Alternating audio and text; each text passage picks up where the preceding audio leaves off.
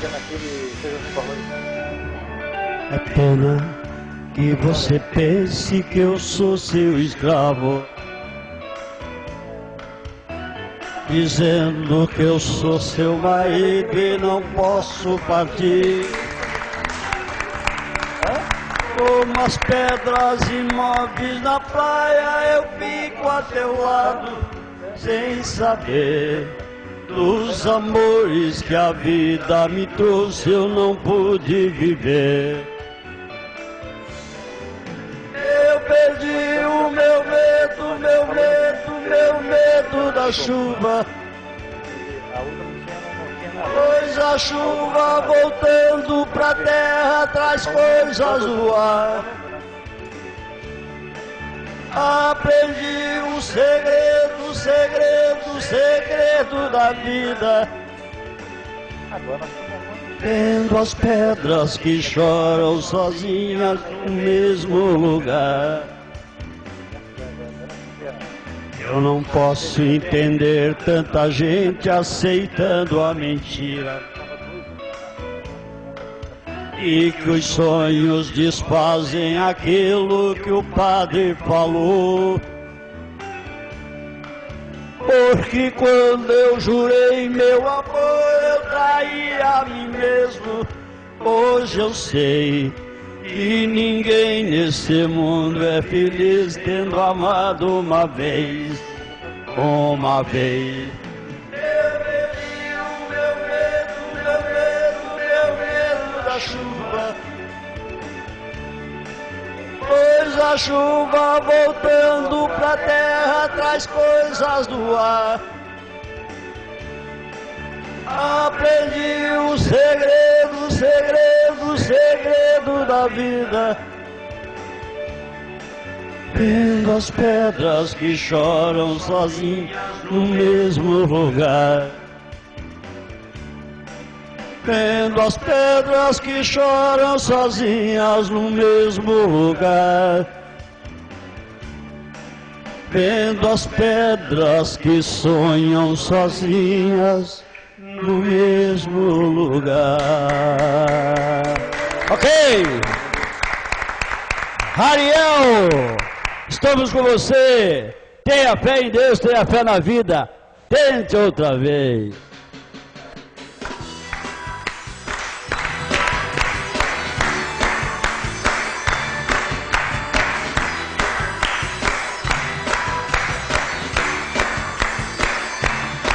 Boa tarde a todos catarinenses, estamos ao vivo pela Prime TV, mais uma mesa redonda, nessa sexta-feira, dia 12, o tempo está uma maravilha, e nós abrimos o show da tarde com essa maravilha, que é o nosso internacional. Vamos aplaudir ele, Raul Seixas! Aê, garotinho, tudo bem? Raul Seixas, tudo certinho? Tudo em paz, tudo em paz. 2016... Prospera. Nós vamos a 1 milhão. Vamos com toda a velocidade. E você está cada dia melhor, né? Estou, graças a Deus. Cantando e nos encantando, né? Cantando, e botando uma pilha. E fazendo a galera sacudir.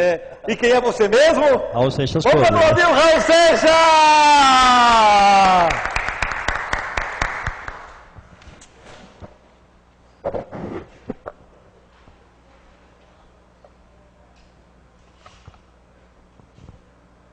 Muito bem, então nós estamos ao vivo. Ao vivo!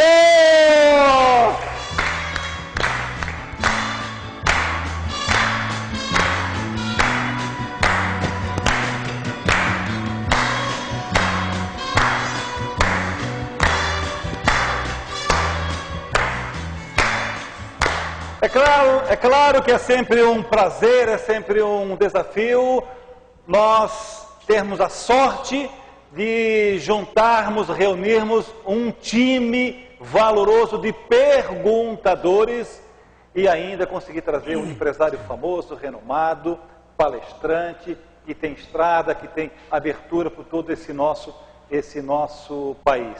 A mesa de hoje, a primeira mesa que nós vamos ter esse tema, essa temática que é família e filhos. Todos receberam uma pauta, todo mundo recebeu uma pauta aí, né? Família e filhos. Nós vamos falar de política. Família e filhos. Foi isso que nós conversamos com o nosso convidado central de hoje. Esse convidado central de hoje, que eu já estou no pé dele desde julho do ano passado. Passou o ano, em janeiro, aí começamos a conversar, que o cara é super ocupado, mas antes eu quero dar uma boa notícia para vocês. O programa Tadeu Soares é um show da Rádio Mais Alegria. Segunda-feira nós temos o cara que já foi juiz, já foi procurador. Todas as segundas-feiras ele está lá com o Tadeu Soares. E toda segunda-feira eu estou levando um prefeito, ou um ex-prefeito. Na terça-feira nós fechamos agora com uma médica, renomada médica. Na quinta-feira tem esse nosso convidado central que está lá conosco. Então falta fechar só quarta e sexta. E pode ser você também, quarta ou sexta.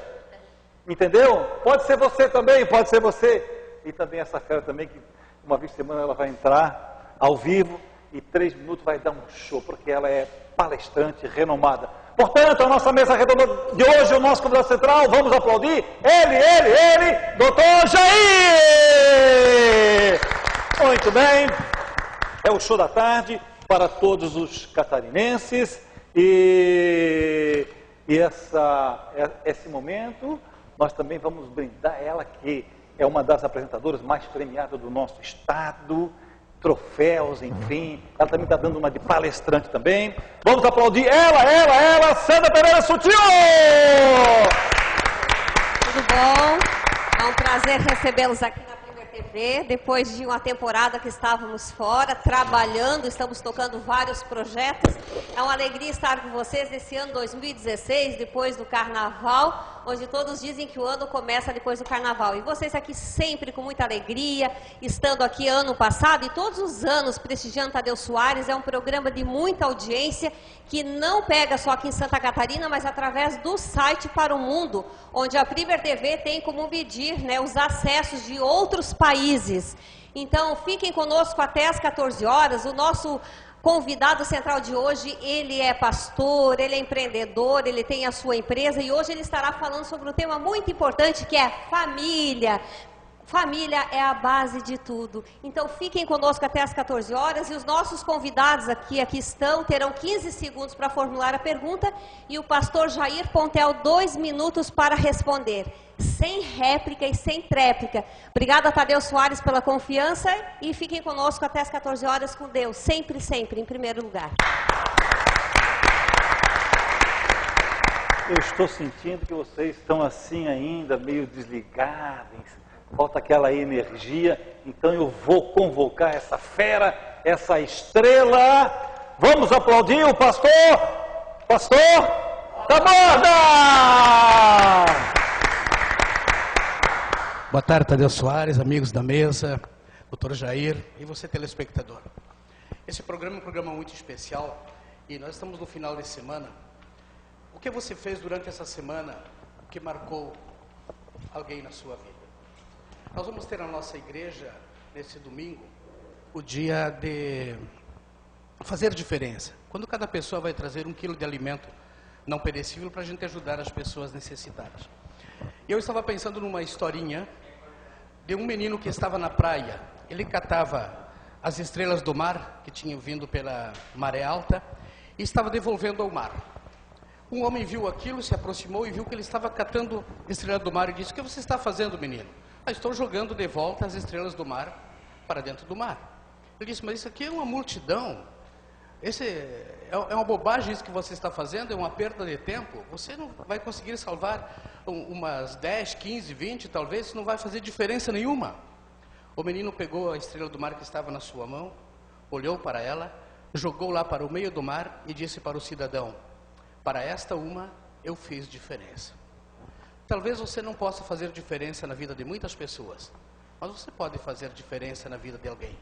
Fique conosco, participe desse programa, ouça, interfira, mande mensagem, faça perguntas e você também será uma pessoa beneficiada. E cada um aqui pode fazer diferença também na sua vida. Deus abençoe. Dr. Jair, um prazer tê-lo conosco. Obrigado. Muito bem, então queremos agradecer a Promesh Soluções Empresariais, cumprimentar a sua esposa, os seus filhos, cumprimentar também os colaboradores, cumprimentar também a Igreja Mais de Cristo, cumprimentar a sociedade E, é claro, em especial, o nosso convidado central, o empresário Jair Antônio Pontel. Obrigado pela sua vinda e boa sorte. Muito obrigado. Está tudo bem? Obrigado. Graças a Deus, tudo bem. Feliz por estar aqui contigo. Feliz por poder compartilhar com os colegas da mesa sobre um assunto tão importante e tão em voga ultimamente, que é família e filhos. Muito bem, então vamos iniciando a nossa mesa redonda. Eu quero cumprimentar o nosso presidente da mesa redonda. Ele comanda a Associação dos Obreiros da Ponte Maruim, o bairro mais populoso de Palhoça. Dr. Valdir Vitória, obrigado pela sua vinda. Cumprimente o nosso convidado central, o empresário Jair Antônio Pontel, e faça a sua pergunta, por favor. Senhoras e senhores telespectadores, aos meus colegas de trabalho aqui da TV Premier, programa Show da Tarde com Tadeu Soares. Muito obrigado, Tadeu, pela oportunidade que você me proporciona. Ao doutor Jair, um prazer imenso conhecê-lo. E, doutor Jair, qual é a chave para um relacionamento de sucesso na família? Muito bem. Às vezes a gente fica pensando, como farei para ter um relacionamento de sucesso? Eu imagino que um relacionamento de sucesso, ele está sempre embasado no respeito. Para que eu tenha o respeito de uma pessoa, eu tenho que respeitá-la. Porque nós vivemos numa situação de que tudo aquilo que nós plantamos, nós colhemos. Se eu quero o respeito de alguém, eu tenho que dedicar-lhe respeito. Os gritos começam num relacionamento quando acaba a inteligência. Se eu não tenho inteligência para respeitar um relacionamento, eu vou me alterar, eu vou me exaltar. Isso é sinal de falta de inteligência. É muito fácil manter um relacionamento, é muito fácil. Vamos trazer isso para o casamento. As nossas esposas, os nossos filhos, eles são seres pensantes. Eles são seres que também têm os seus desígnios, também têm as suas vontades, também têm as suas necessidades. E nós temos que saber respeitar isso. Porque a partir do momento que nós impomos aquilo que nós queremos como cônjuge, o meu relacionamento vai ser um fracasso. Então, a chave para um relacionamento de sucesso é o respeito. Queremos também agradecer a presença da nossa renomada jornalista Mirielle Cardoso, que está se graduando. Seja bem-vinda, cumprimente o nosso convidado central da Promerge Soluções Empresariais. Faça a sua pergunta, por favor. Boa tarde, Tadeu. Boa tarde, Jair. Boa tarde a todos. Jair, quando se deve começar a educar uma criança? Muito boa essa pergunta. Eu quando preparei essa pergunta, eu pensei nos meus filhos. Eu sou casado há 26 anos, tenho 2 filhos, a Gabriela com 25 anos e o Vitor com 18. E sempre que a gente tenta falar dos nossos filhos, a gente sempre busca aquilo que os nossos pais fizeram conosco. Porque apesar de eu não ser psicólogo e essa não ser a minha área, mas eu imagino que os nossos filhos farão aquilo que nós fizermos, não aquilo que nós falarmos. Isso é psicológico. Meu filho não vai fazer aquilo que eu quero que ele faça, ele vai fazer aquilo que eu faço. Então, quando se deve começar a educar uma criança? Educar filhos com princípios e valores e não com regras, é o grande desafio de nós pais hoje. Esse é o desafio. Eu preciso educar meu filho com valores, porque as regras ele vai aprender, como nós aprendemos. Agora, se ele tiver um valor dentro dele, respeitador, um valor de confiança, um valor de saber até onde ele pode ir, certamente, ele vai ser um filho exemplar. Quando se deve começar a educar uma criança? Assim que ela nasceu. Ela nasceu, já tem que começar a ser educada.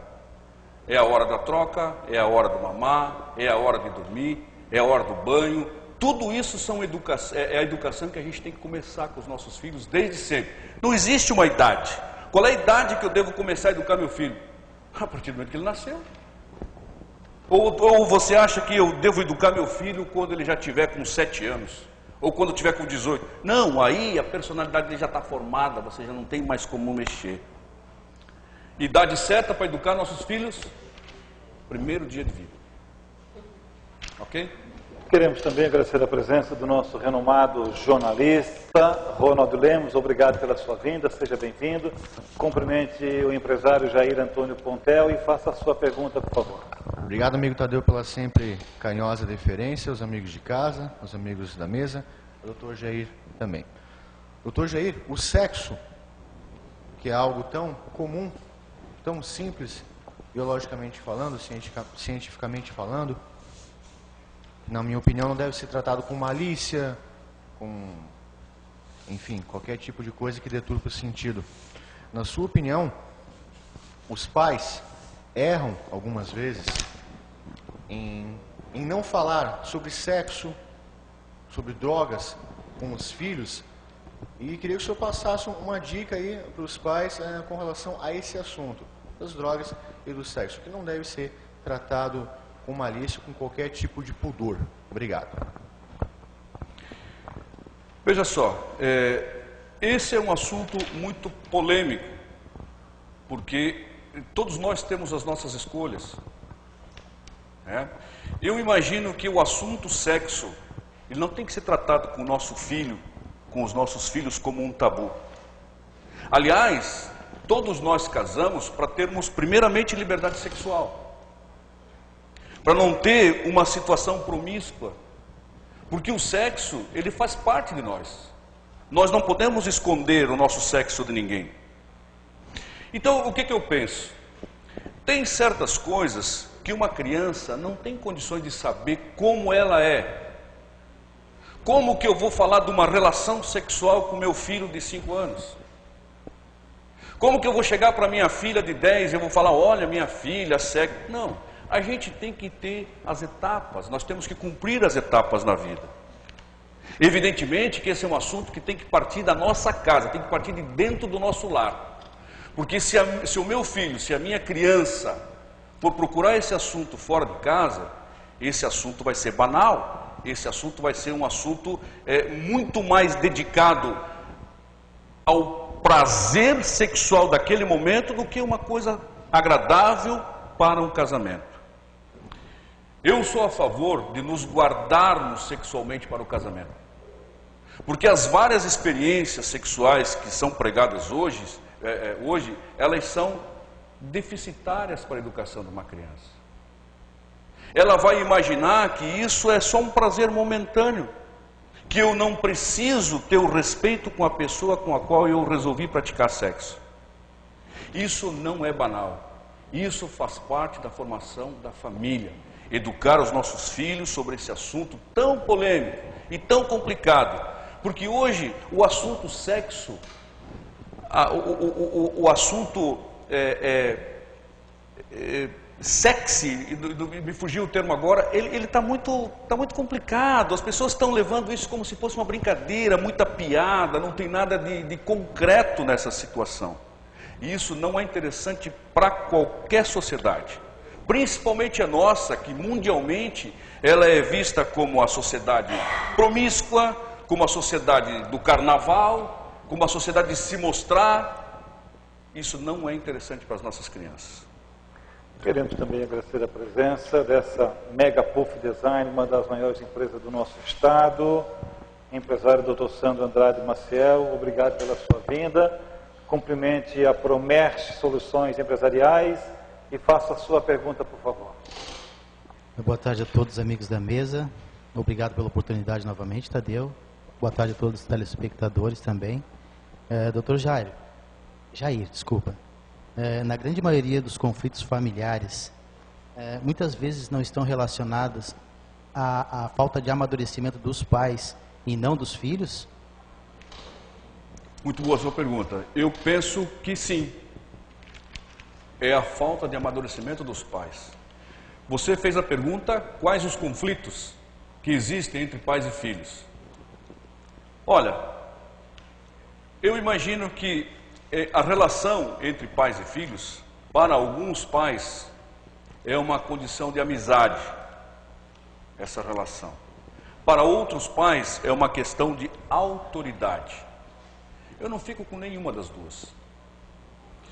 Os conflitos têm origem na dificuldade de comunicação entre pais e filhos.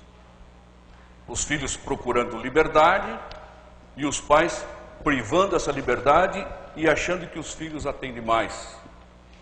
Aí o problema gera um conflito que deve ser resolvido dentro da família. Olha só, esse processo, esse conflito, ele gera um processo de acusações mútuas que vai interferir na vida do jovem, porque ele não teve embasamento em casa.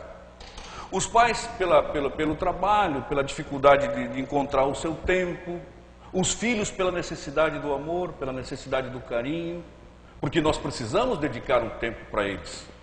Eu imagino que os nossos filhos, sendo ensinados por alguém na rua, por alguém que não seja a sua família, certamente ele vai ter o seu valor deturpado. Aí o que eu penso? Qual é o sentimento que isso pode ser visto nas crianças? As crianças ficam inquietas, desatentas, e muitas crianças, todos sabem, ficam até agressivas. Crianças pequenas. Nos adolescentes, já nessa faixa dos 14 para frente, é a rebeldia. Eu faço aquilo que eu quero fazer. Pode ser na vestimenta, aí eu não quero entrar, eu não quero ser mal interpretado e falar que eu sou contra, eu sou a favor. Não, eu estou respondendo a sua pergunta. Mas muitos casos de rebeldia, eles são tratados no próprio corpo do adolescente. Com tatuagens exageradas, com piercings que deformam a pessoa. Isso é um sintoma de rebeldia. Porque se lá atrás ele fosse tratado com carinho, se o pai, se a mãe estivessem próximos dele e explicassem para ele que não devia agir dessa forma, que lá na frente, na sua carreira profissional, na sua carreira social, isso seria certamente afetado, provavelmente ele não mudaria a sua forma de agir. O que eu imagino? Eles querem um limite. Eles precisam de um limite. Nossos filhos precisam saber até onde eles podem ir. E eu acho que esse limite só é dado pelo amor da família. Não tem outro caminho. Os filhos não podem ser aquilo que eles querem ser. Eles precisam ser aquilo que os pais queiram que eles sejam. Queremos também agradecer a presença do nosso poeta, e depois também ele vai declamar uma poesia aqui no Show da Tarde, porque é um presente especial para nós, né? Celso de Souza, obrigado pela sua vinda, é sempre um prazer em recebê-lo. Cumprimente o Dr. Jair e faça a sua pergunta, por favor. Telespectador, a você e o entrevistado, eu queria saber qual o valor dado a uma família hoje em dia? Qual o valor dado a uma família hoje em dia? Vou começar.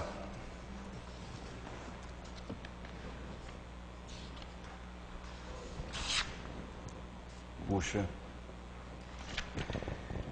A gente pode juntar 3 ou 4 respostas nesse questionamento. Mas eu vou lhe dar a minha.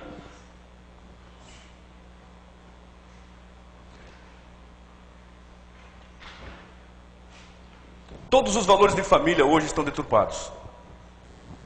Todos. Com raríssimas exceções, nós temos famílias unidas e coesas. Com raríssimas exceções. Eu imagino que a família é a primeira igreja. É lá onde eu aprendo como eu devo me comportar. É lá na família que eu aprendo qual religião eu devo seguir. É lá na minha família que eu aprendo como que eu devo tratar os meus amigos, os meus colegas, a minha profissão. É lá na família. Mas eu imagino que hoje a sociedade, ela está extremamente individualista. Ela está extremamente consumista. Porque vale muito mais ter do que ser.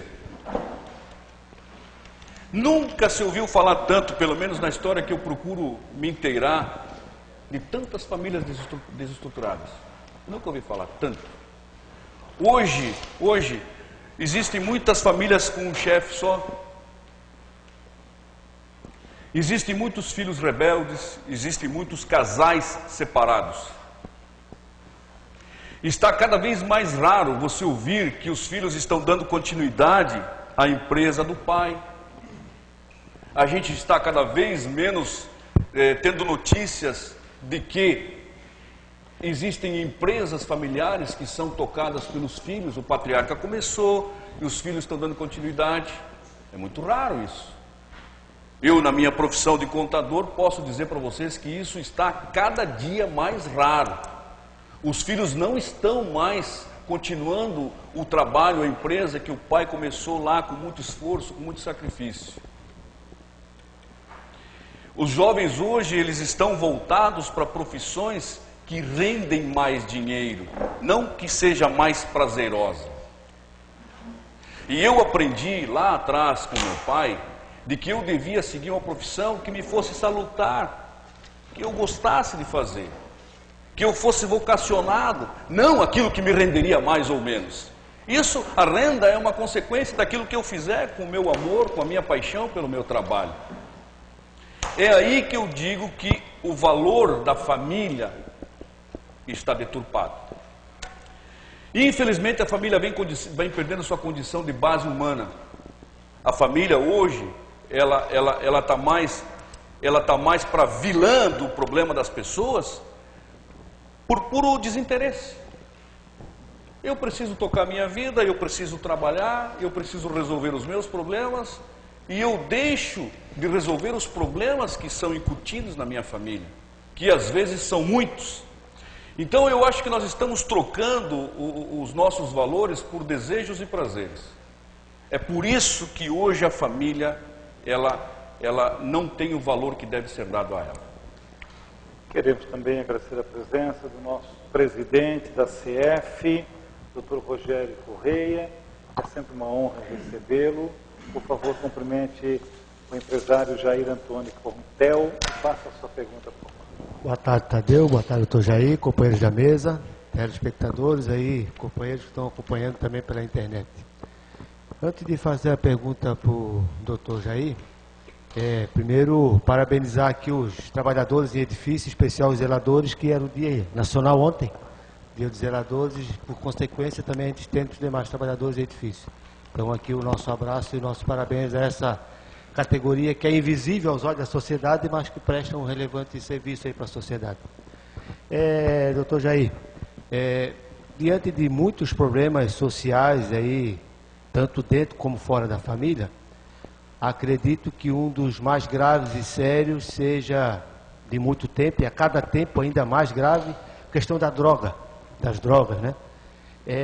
Qual seria, se é que existe uma receita, como os pais deveriam lidar, ou devem lidar, quando descobre que um filho ou uma filha está envolvido com o mundo da droga, né? Tanto usando ou comercializando.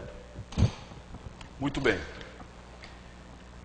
Eu imagino que esse problema da droga sempre vai ser uma consequência daquilo que ele aprendeu na família. Porque a busca pela droga, ela é para satisfazer um desejo dele, para um bem-estar momentâneo dele, ou uma forma de rebeldia.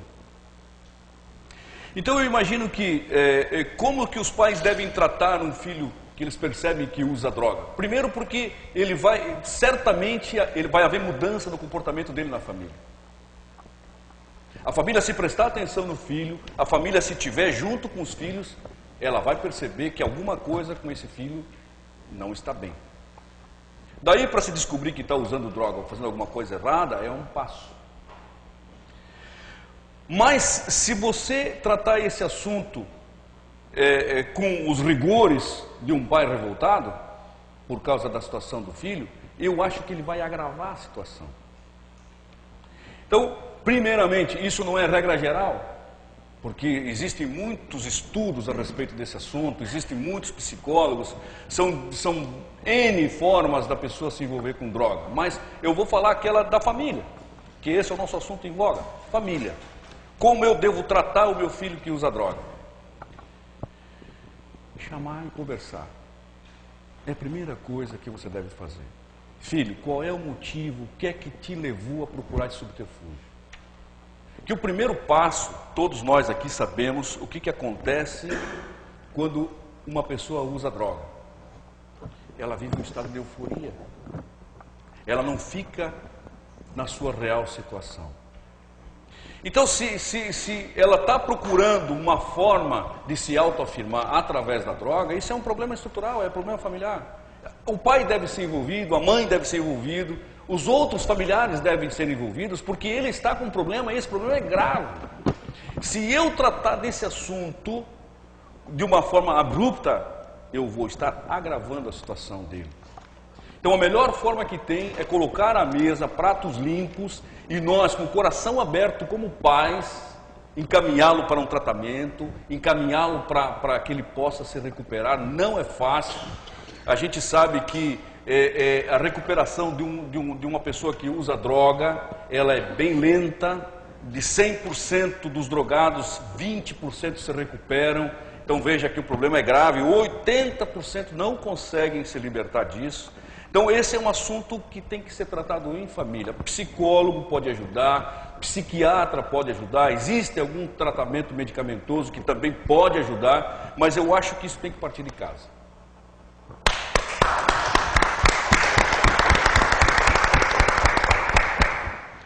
Vamos falar agora do suco.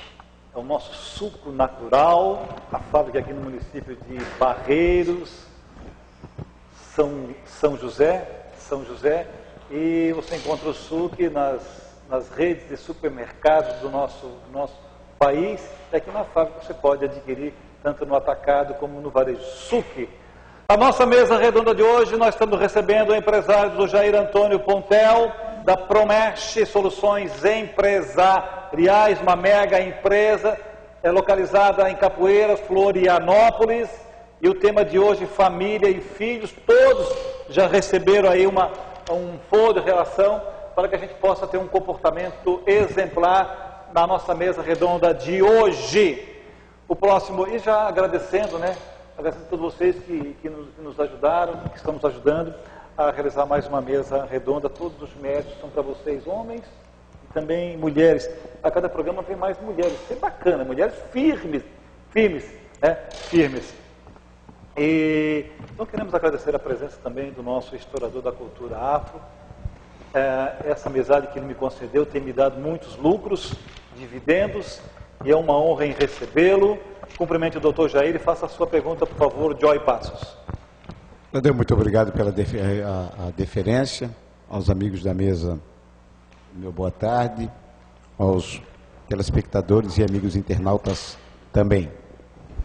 Tadeu, eu gostaria de fazer um agradecimento ao Arlindo, da Autopeças Campinas, que é meu parceiro no projeto Capoeira de Verão, e a nossa querida Maria Helena e ao Robson da Ítalo Gás, que estão conosco no projeto Capoeira de Verão. Outra referência, Tadeu, é que precisamos dar uma força para o menino Rariel, que está sofrendo de obesidade mórbida. Aos 7 anos de idade está com 79 quilos, e sua mãe, a Nádia, pede socorro a essa mesa, a esse programa, a esse canal de televisão, a Primer TV, para que ela consiga fazer uma campanha para levar esse menino ao Rio de Janeiro, onde lá será tratado devidamente. Força Rariel, estamos contigo. Boa tarde, Jair. Boa tarde. É um prazer em conhecê-lo. Prazer é meu. Jair, eu como historiador da cultura afro, me deparo com um problema que a educação, o Ministério da Educação e os pseudo-educadores do Brasil colocam na mesa de pais negros, ao omitir a criança negra, o mérito do povo negro quanto criadores de 80% das técnicas que deram sustentáculo na vida do planeta. Para eles educar através do martírio, ou seja, chibata, senhor, sinhá, tronco, escravidão, virou instrumento do conteúdo didático no Brasil, como se martírio moldasse ou formasse o caráter de alguém, ou fizesse dessa pessoa uma pessoa vitoriosa. Pelo contrário, denigre, deprime, tolhe, cria evasão escolar, né? E nós, pais e avós negros, temos que blindar essas crianças. Temos que nos tornar verdadeiros, segundo mestres, além de pais e tudo mais. A criança, ao receber a referência negativa com relação à sua etnia, à sua origem, ela obviamente desenvolve uma personalidade um pouco controversa, né? Me fere. Eu gostaria de saber o seguinte, como lidar hoje em dia com as coisas que nos vêm de fora da família para dentro, através da televisão, da internet, né? Chegamos em casa à noite, eles passam o dia todo com outro tipo de influência. Como blindar os filhos para que eles tenham uma saúde familiar plausível? Por favor. Joey, eu queria dizer para você que 51% da população brasileira é negra ou descendente de negro. Então, eu inclusive, minha avó materna, ela é cabocla. Então, se alguém pedisse para mim se eu sou negro, eu teria que dizer que 1/4 de mim sim, porque minha avó é negra. Então, o brasileiro por si só já tem o negro inserido na sociedade. Eu não consigo entender por que a gente discrimina cor, entre outras tantas, mas porque o negro é tão gente quanto eu, o sangue que ele tem na veia dele é igualzinho o meu, igualzinho a de qualquer branco, igualzinho de qualquer escandinavo. Eu não sei por que isso. Então, eu e as pessoas que fazem parte do meu círculo, não tenho nenhum problema quanto a branco, preto, amarelo, vermelho. Isso não faz parte da nossa sistemática de vida. Aliás, eu imagino que grande parte, Joey, dos problemas raciais, eles são feitos por interferências externas. Que agora eu quero chegar para responder a tua pergunta. Televisão, jornal, revista, internet e qualquer outro meio de comunicação é muito importante na nossa vida. Hoje, a nossa sociedade moderna, a gente não consegue mais viver sem isso. Isso está inserido na gente. Se você pegar hoje uma criança com 3 anos, ela está com um iPad na mão, ela está com um celular na mão. Eu sou contra isso. Os meus filhos, a gente monitorava o que eles assistiam na televisão. Eu sempre fui um assinante de jornal, até porque eu gosto, eu fui um dos primeiros assinantes do Diário Catarinense, sou assinante, não estou fazendo propaganda, mas eu estou dizendo que, desde a época que foi fundado, eu tenho assinatura desse jornal, dentre outros. Sou assinante do Fique Esperto. O que acontece com a gente? O que acontece com a gente? Informação não ocupa lugar. Agora eu tenho que saber que tipo de informação chega na minha casa. Eu sou contra machismo, sou contra feminismo, eu não tenho esse tipo de problema, não tenho. Quem me acompanha, o Marcelo me acompanha há muito tempo, sabe como é que é a minha família, a minha vida, meu trabalho, as minhas coisas, o que é que eu faço. Mas isso tem que partir da pessoa. Se eu sou, Joey, um pai de família, eu tenho que saber o que é que entra na minha casa, Joey. Se eu tenho os meus filhos, se Deus me deu a oportunidade de ser pai, Deus me deu uma joia para que eu pudesse poli-la. Mesmo que seja como ouro no fogo, mas eu preciso cuidar dessa joia. Então por que eu vou abrir as portas da minha casa para aquilo que eu não quero para mim? Então, gente, nós temos que entender que nós, no século 21, somos responsáveis por nossos atos, inclusive nossos filhos e nossa família. A culpa, se o meu filho está com má influência, se o meu filho recebeu uma notícia que não era para ele receber, a culpa é minha. Queremos também agradecer a presença do nosso querido internacional, ele já falou comigo no camarim, tem uma consulta, um cardiologista, em Biguaçu, às 13 horas. Ele já pediu licença para sair antes, nós vamos abrir essa exceção. Ele trouxe ali um comprovante médico, sentou na cadeira, não levanta mais. Boa sorte para ti, meu irmão. Eu tenho um carinho especial por Vossa Excelência, porque é um homem transparente, lutador. Agora, não agride o nosso convidado central e faz aquela pergunta que está aí entre essas 20 aí, por favor, querido. Obrigado, Tadeu. Boa tarde a todos, aos telespectadores. O nosso convidado, o Dr. Jair. Por que usar anel de casamento? Como surgiu e por que se usa no dedo anular da mão esquerda? Anel de casamento. Ó, igual esse. Anel de casamento é um compromisso. Um compromisso eu assumo, eu firmo um compromisso entre pessoas. Se eu firmei um compromisso com uma pessoa que eu escolhi para estar comigo, para compartilhar a minha vida, para dormir comigo, para levantar comigo, para estar todos os dias da minha vida. Todo mundo fala isso quando vai casar. Eu fiz um compromisso com essa pessoa, que não tem início e não tem fim, por isso o anel. A gente chama isso de aliança. Aliança é um compromisso. Ninguém pediu para eu fazer isso, eu escolhi a pessoa porque eu quis. Ninguém me obriga a casar, mas eu fui lá na família dessa pessoa, tirei ela do seio da família dela, trouxe para mim, firmei um compromisso com ela, eu faço uma aliança com ela, que só acaba quando eu ou ela morrer. Tudo que se passa dentro da minha casa nesse período, seja amor, tristeza, saúde, doença, alegria, eu compartilho com essas pessoas que eu escolhi para estarem comigo. Eu faço essa aliança porque essa é uma expectativa que eu criei de sucesso. A aliança, ela foi introduzida na nossa sociedade. Provavelmente, eu até procurei buscar em algumas literaturas, mas não tem tempo. Talvez na Roma antiga, mas talvez ainda antes.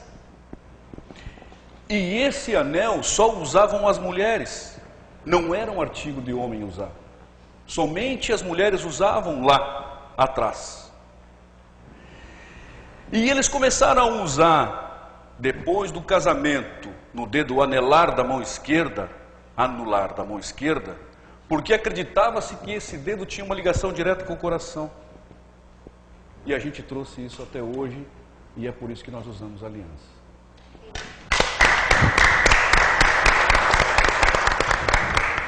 Vamos falar do suco, o nosso suco natural. A fábrica aqui em Barreiros, São José, está disponível nas principais redes de supermercado do nosso país.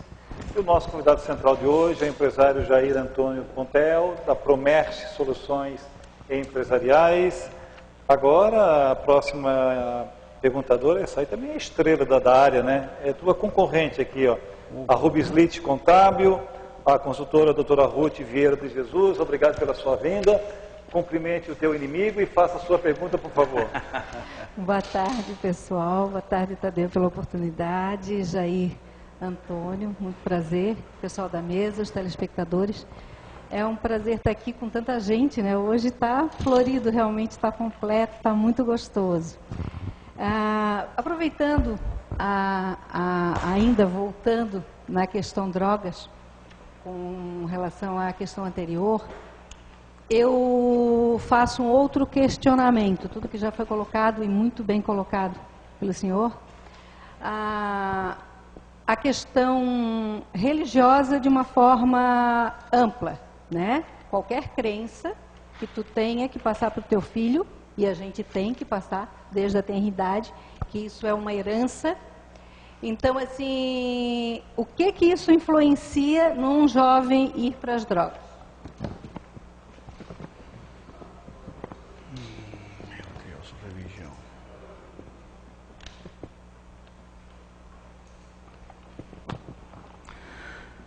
Sabe que sempre que se fala em religião, sempre que se fala em questões espirituais, a gente sempre tem uma certa dificuldade de expor aquilo que a gente sente.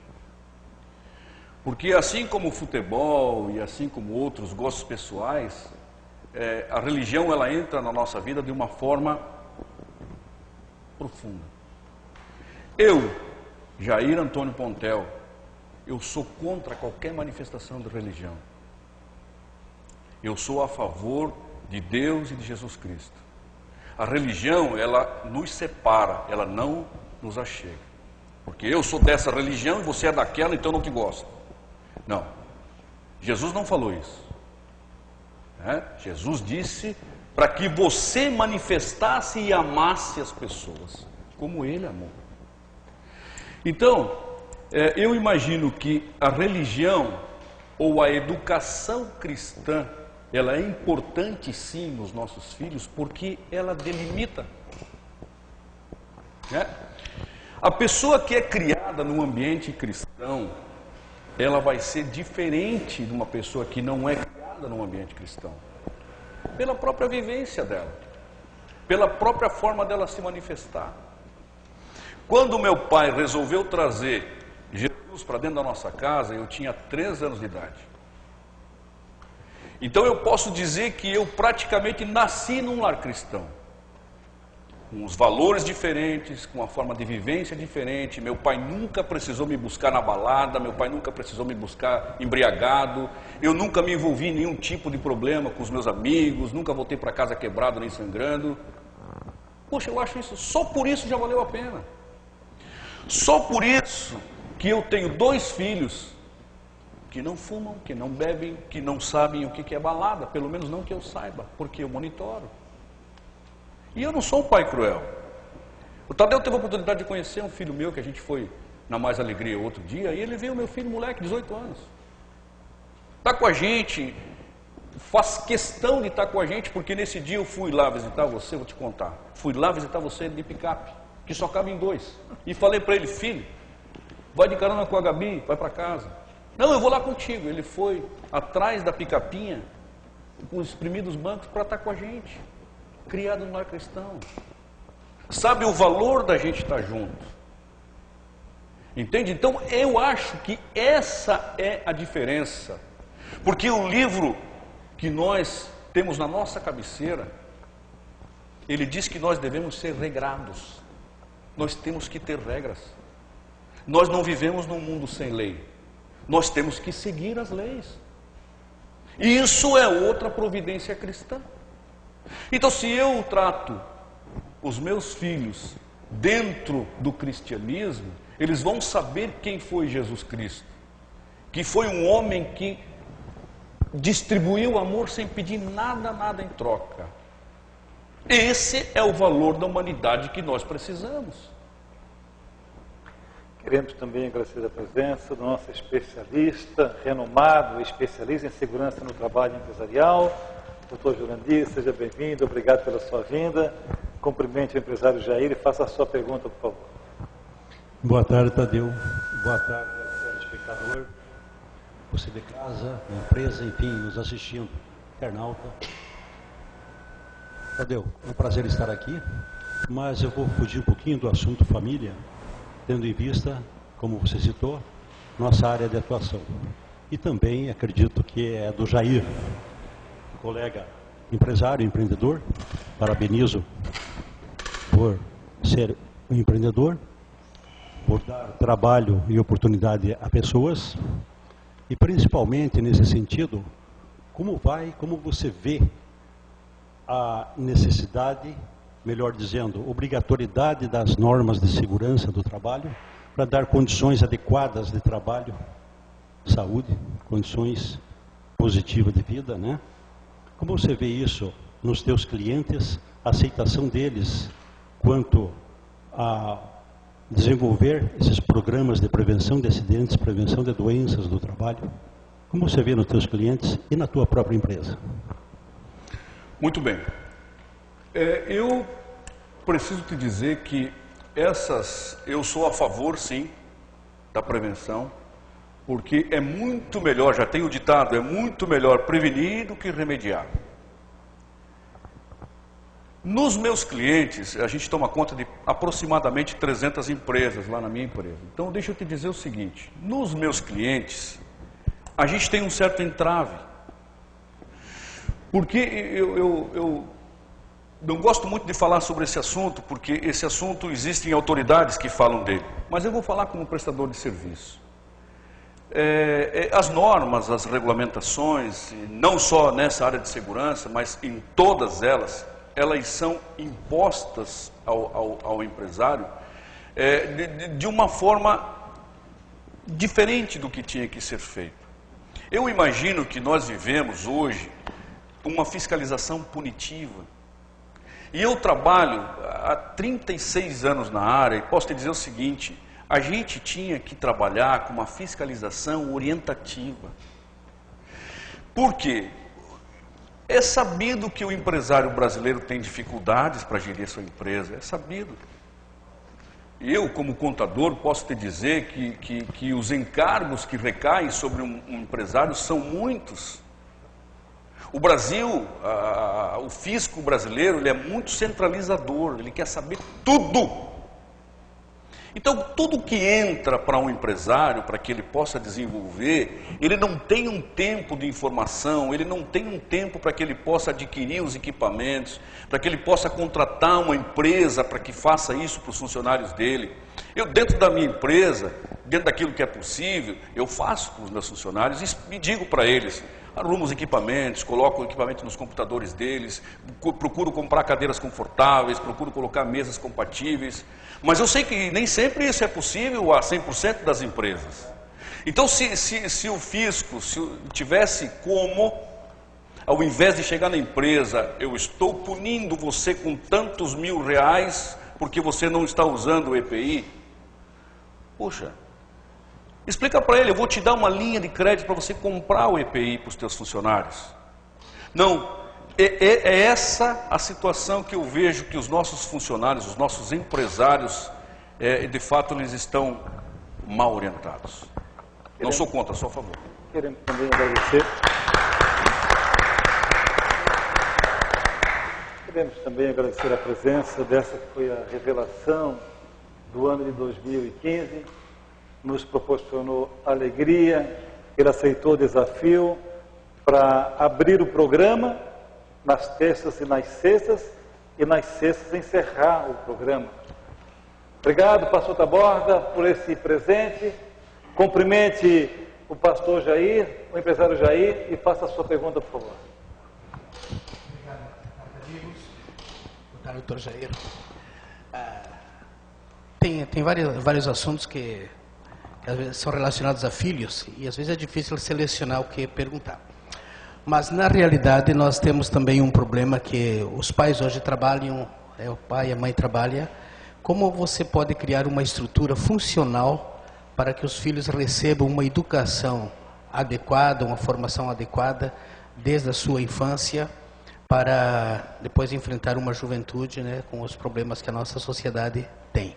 Que modo os pais podem achar um equilíbrio nessa formação educacional? Certo, pastor Taborda. Deixa eu dizer para o senhor. Antes que responda, seu lindo pai, inteligente pai, é amigão, é fã dessa fera aqui, tá? Sim, sim, sim. Companheiros de ministério. E eu sou dele, Então, respondendo a sua pergunta, eu queria dizer para o senhor o seguinte. Nós precisamos ter em mente sempre que tudo na nossa vida tem um propósito. Ninguém nasceu por acaso, ninguém está aqui por acaso, ninguém tem a sua função por acaso, e ele tem um dever a cumprir aqui. Sempre que Deus permite que uma pessoa nasça, ele já tem lá pré-qualificado o que é que ele vai ser, a forma que ele tem que viver, é uma escolha dele. Agora, eu imagino que para que os pais resolvam ter um filho, é uma escolha deles. Sendo uma escolha deles, Eles têm que ter um projeto. Ah, não, acho que agora é hora de eu ter um filho, vou ter um filho. Não, pastor Taborda, as coisas não funcionam desse jeito. A gente, quando decide ter um filho, nós temos que programar como vai ser a vida desse filho. Aí, sem críticas, estou respondendo a sua pergunta. O pai e a mãe trabalham fora, resolvem ter 1, 2, 3, 4, 5 filhos. Todo mundo trabalha fora. Ó, querido, deixa eu te falar. Você não precisa ter um filho. Vai trabalhar. Se você optou para fazer isso na tua vida, por que você só vai ser o gerador de um filho? Eu não vejo sentido nisso. Porque a partir do momento que eu resolvo ter um filho, ele vai me acompanhar por toda a minha vida. Então eu vou ser responsável por ele. Se os pais trabalham fora, todos, alguém vai ter que cuidar desse filho. Eu vou ter que deixar o meu filho para alguém que não sou eu cuidar. Qual a educação que ele vai ter? Ah, mas eu vejo ele, vou para casa à noite, fico com ele. Às vezes ele chega em casa e está dormindo. Ele não tem tempo de ficar com seu filho. Então, eu sou contra a concepção pura e simples. Agora, eu sou a favor de uma família constituída, responsável. Eu vou ter um filho porque eu tenho condições de criá-lo. Eu tenho condições de dar para ele o que ele precisa para ser um homem ou uma mulher. Porque gerar é fácil, pastor. É muito fácil gerar. Até uma criança de 12, 13 anos pode gerar. Agora estão gerando até com 60 e poucos anos. Ah, porque a minha filha não pode, então eu avó vou... Nada contra, gente. A gente é livre, pode fazer o que quiser. Eu estou colocando à mesa as situações que acontecem, com os filhos problemáticos que tem aí, com uma sociedade deficitária que você não tem como organizar a sua família, porque os seus filhos você nem sabe onde estão. Eu imagino também que esse seja um problema dos pais. Os pais são os responsáveis pela sua família. Agora no programa Show da Tarde, Revelação 2015, vamos aplaudir ele, Aniceto!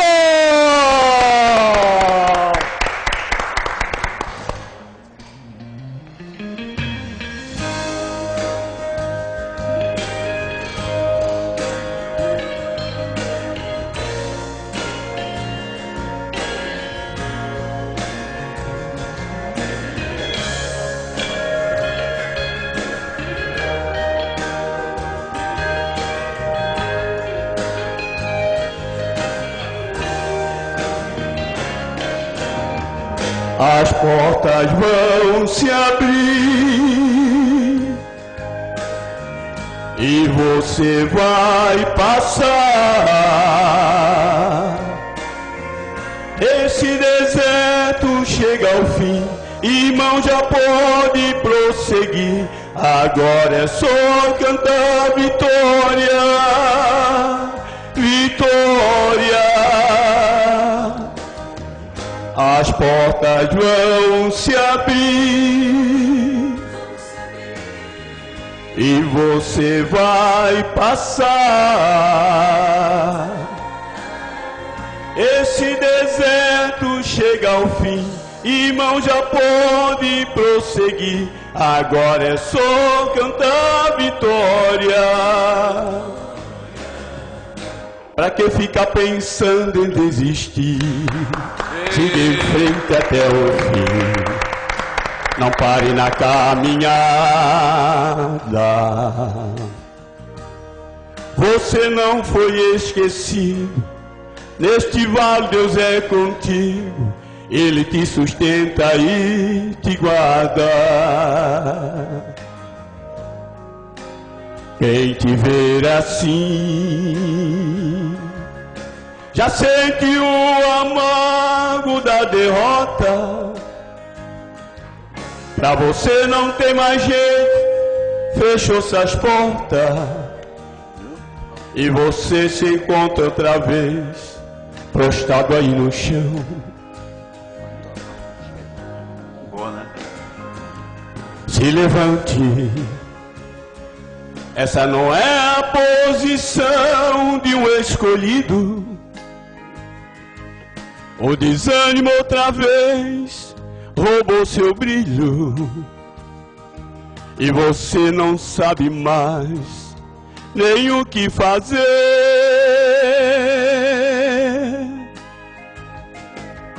Mas hoje Deus me trouxe aqui pra te dizer: nem tudo, irmão, está perdido pra você. Eu profetizo pra vocês que as portas vão se abrir. As portas vão se abrir e você vai passar. Esse deserto chega ao fim, irmão, já pode prosseguir. Agora é só cantar vitória, vitória.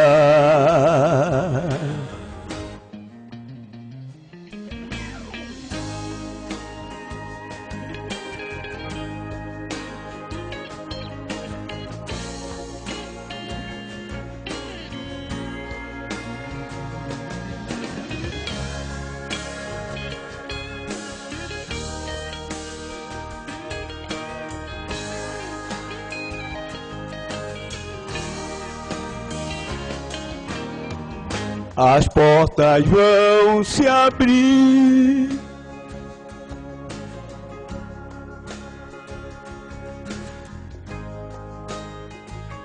Ok. Ó, seguinte, ó. Bom dia. Oi, boa tarde. Boa tarde. Já se abriram 10 portas, né? E precisa que abra mais uma porta, e mais porta. Essa música é música nova, essa aí, né, garotinho, né? É música nova, hein? É, combinou com a tua camisa, né? É verdade. Já conhecia lá o Jair? Já conhecia? Então vai lá, perto da mão dele. Tá bom. Ó, tu já apertou essa minha mão hoje já 10 vezes, chega, né? Chega. E olha que eu coloco um protetor, alguma coisa, a minha mão sempre continua cheirosa. Tá tudo bem? Tudo bem. E esse ano nós estamos a 1 milhão, né? Esse ano, né? É, isso é importante. E o nome dessa música aí? As portas vão se abrir. Quer mandar um alô para alguém, um beijo para alguém especial aí? Enfim. Só quero agradecer esse programa aí por ter dado uma força, né? Ter dado essa oportunidade para mim. E eu peço perdão assim por não ter ido até o fim, mas Deus sabe todas as coisas. Não reclama. Vamos aplaudir o Aniceto! Obrigado. É o Show da Tarde pela Prime TV, para todo o planeta. E essa mesa depois ela vai ser, nós vamos postar ela lá na nossa página, lá no YouTube. E o próximo convidado a realizar a pergunta é a apresentadora mais premiada do nosso estado de Santa Catarina, a nossa camisa 10 da Prime TV. Sandrinha, obrigado pela sua vinda. Cumprimente o Jair Antônio Pontel e faça a sua pergunta, por favor. Obrigada, Tadeu Soares. Falar com o pastor Jair e falar do pastor Jair não é difícil. Quando nós falamos que os pais têm que ser o espelho dos filhos, e aqui nós vemos o pastor Jair falando do que ele vive. Eu conheço o pastor Jair, pertencemos à mesma igreja, ele é o meu pastor, né, um dos nossos pastores. E o pastor Jair, ele tem um amor muito grande pela família, pela esposa, pelos filhos. Eu aproveito e mando um abraço para a pastora Ângela, para sua mãe, para o seu pai. E eu vejo, pastor Jair, o amor que o senhor tem pelo seu pai na prática. O pai do pastor Jair esteve internado, está acamado ainda, e a gente vê um amor tão grande, uma dedicação tão grande que o senhor tem pelo seu pai. E hoje a gente não vê isso nos filhos, né? Os pais cuidam a vida inteira dos filhos, mas na hora que os pais adoecem, a maioria dos filhos coloca os pais numa casa e desaparecem. Eu gostaria que o senhor falasse a importância dos filhos cuidarem dos pais idosos. Muito obrigado, Sandra. De fato, meu pai, no mês de agosto passado, ele sofreu um duplo AVC, um isquêmico hemorrágico, e de fato ele está acamado, a sequela é grande, mas eu já disse que eu não vou deixá-lo porque se eu estivesse na situação que ele está, eu tenho certeza que ele não mediria esforços para me manter pelo menos vivo. Então é uma responsabilidade de filho, e por tudo que ele fez por nós e continua fazendo, de que eu trate dele como se fosse meu filho. Aliás, Sandra, eu tive com ele agora nesse feriado, todos os dias, e ele me chamou num cantinho e falou que ele se sentia meu filho. Eu confesso que eu chorei.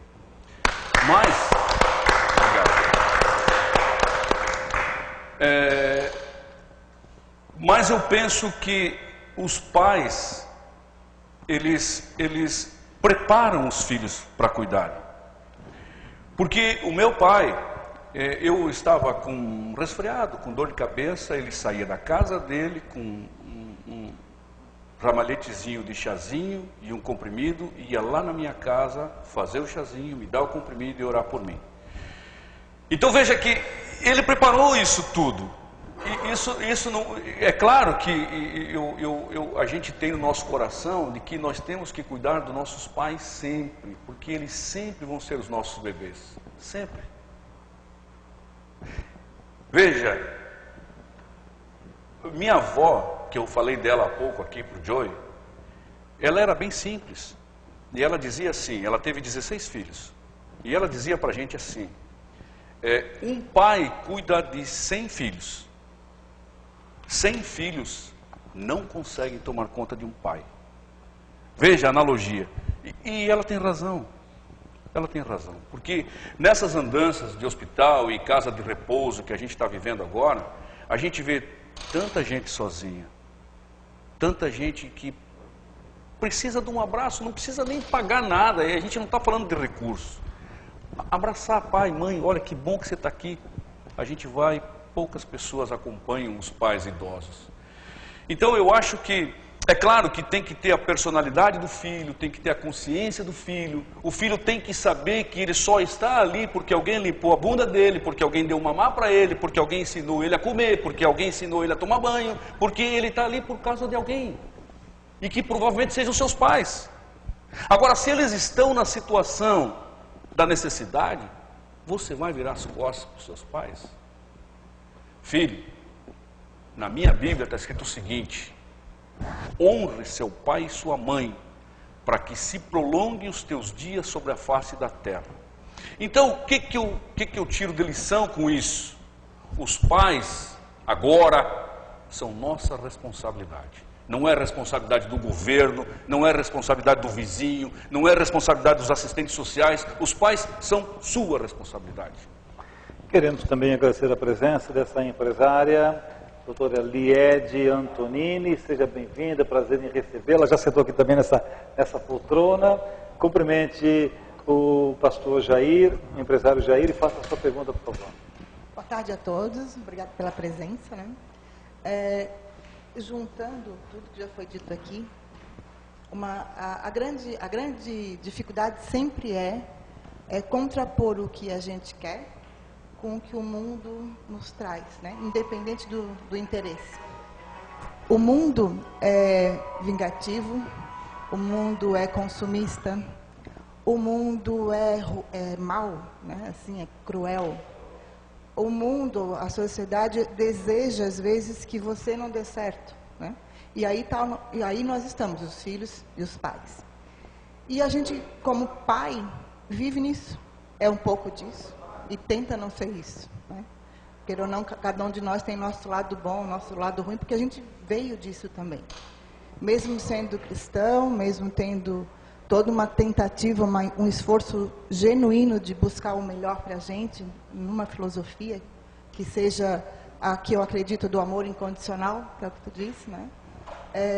A dificuldade sempre vai ser aquela guerra que tem dentro da gente, que tem no que a gente vive na sociedade. A minha pergunta aqui diz assim, né? Como melhorar o relacionamento? Como se comunicar? Como fazer isso, né? Então, a minha pergunta é que eu te digo assim, como é que tu faz? Como é que tu consegue lidar com esse conflito dentro de ti, quando está o teu filho com a dificuldade, né? O grande lance é assim, está lá ele com a bomba, fez uma coisa que tu sabe que não vai dar certo, que não é o caminho, tu sabe disso. Tu entende que a gente já viveu isso? Mas se tu disser não vai, ele vai, né? Aí ele se joga. Se tu sair do movimento, não entrar no confronto, ele vai igual. Então, como é que tu lida com isso? Com teu filho, né? Com a tua filha? Quando acontece aquele momento da pega, assim, né? Que ele está sendo levado para o caminho que não vai ser legal, que ele não tem condições de reagir, e tu tem que tomar a intervenção de pai, né? Com visão. Como é que tu faz isso? Muito bem. E isso é uma situação que a gente se depara muito seguido. Muito seguido. Eu vou te responder como pai. Como os meus filhos, que provavelmente eles estão lá me vendo, eu queria te dizer o seguinte, que ensina o caminho que o teu filho deve andar, que mesmo quando ele for velho, ele não vai se esquecer do caminho. Então eu vou te dizer assim, os nossos filhos, todos nós, somos passíveis de erros, somos passíveis de falhas. Ó pai, eu vou fazer tal coisa, eu dou a minha opinião sempre. Sempre que a opinião é solicitada, eu não deixo de dar. Agora, se foi feita a coisa errada, eu não interfiro. Eu não interfiro. Eu falei para ti o que é que poderia acontecer.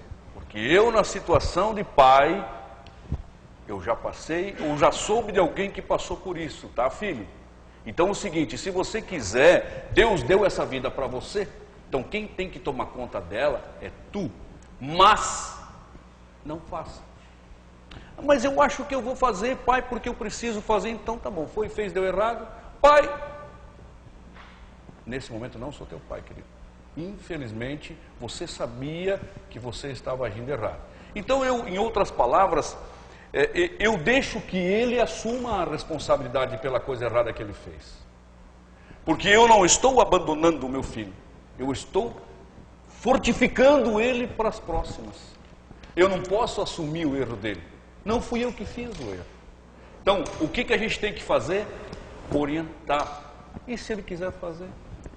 Quieto. Ok? Queremos também agradecer a presença do Marcelo. Marcelo é pastor, Marcelo? Não, sou diácono. Diácono Marcelo, da Igreja Mais de Cristo, né? Seja bem-vindo, prazer em ter aqui conosco. Cumprimente o pastor Jair e faça a sua pergunta, por favor. Bem, agradecer essa mesa, aos telespectadores. Eu sou militar da reserva e sei que a família, esses 30 anos que eu fiquei, viajava pela Marinha, o Brasil, o exterior, e a distância de estar com a família, às vezes, meu primeiro filho hoje tem 26 anos, graças a Deus é um advogado, dei o meu máximo para educar ele, mas eu só fui ver ele quando ele tinha 1 mês de nascido, que eu estava viajando, então foi bem difícil. E eu queria perguntar ao doutor Jair, que é da minha igreja lá, da Mais de Cristo, qual o valor dado a uma família hoje em dia?